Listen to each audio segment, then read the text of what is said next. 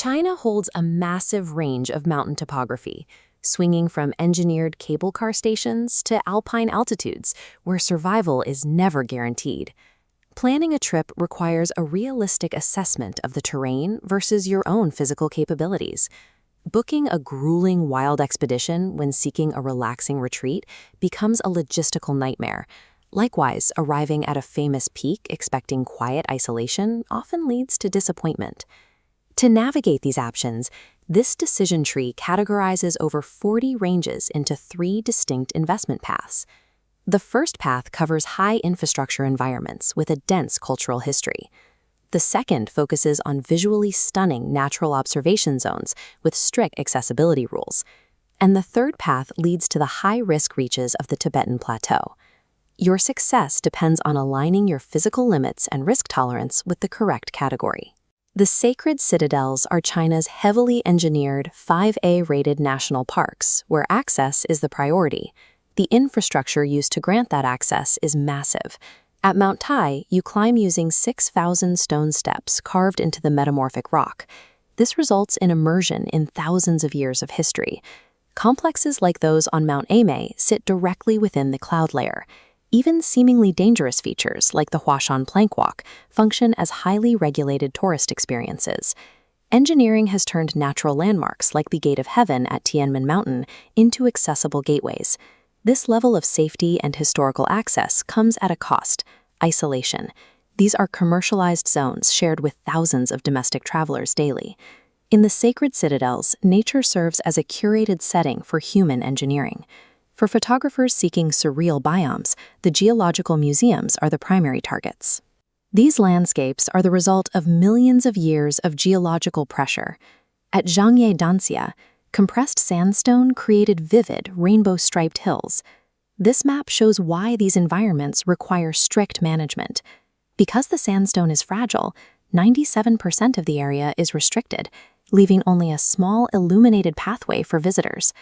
You find similar boundaries at Wulingyuan, where vertical sandstone pillars rise over 1,000 feet from the forest floor. Even at Sanqing Mountain, travelers must stay within a designated network of boardwalks and viewing platforms.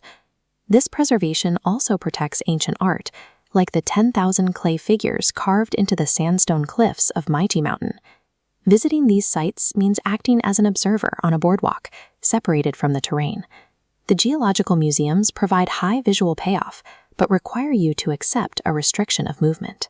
The untamed frontiers require a high tolerance for risk and physical endurance. The scale here is anchored by the Himalayas and Chomolungma, the highest peak on Earth. The approach routes stretch across brown desert hills that sit in stark contrast to the vertical ice walls ahead. Due to extreme danger and sacred status, many peaks like Emei Snow Mountain remain unclimbed. This is a landscape of active glaciers and ice flows that move through the valleys. Unpredictable avalanches are a constant objective danger in this region, having claimed dozens of lives in the last decade. This bar chart displays the physiological threat of the death zone, where oxygen levels above 26,000 feet drop too low to sustain life. Modern safety nets are absent. Mobile signals disappear, and magnetic deviations frequently disrupt navigation. Frontier travelers sacrifice comfort and safety to reach collision zones where the Earth is still uplifting.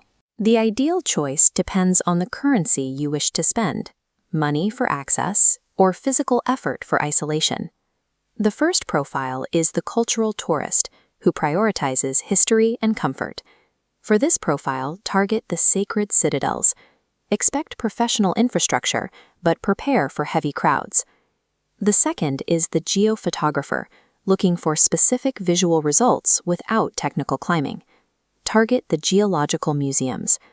The boardwalk boundaries are the cost of seeing these landforms up close. The third is the frontier adventurer, who seeks isolation above all else. Commit to the high frontiers, but acknowledge the risk. At these altitudes, the mountain dictates the terms of survival. Define your physical limits and your risk appetite before booking the trip.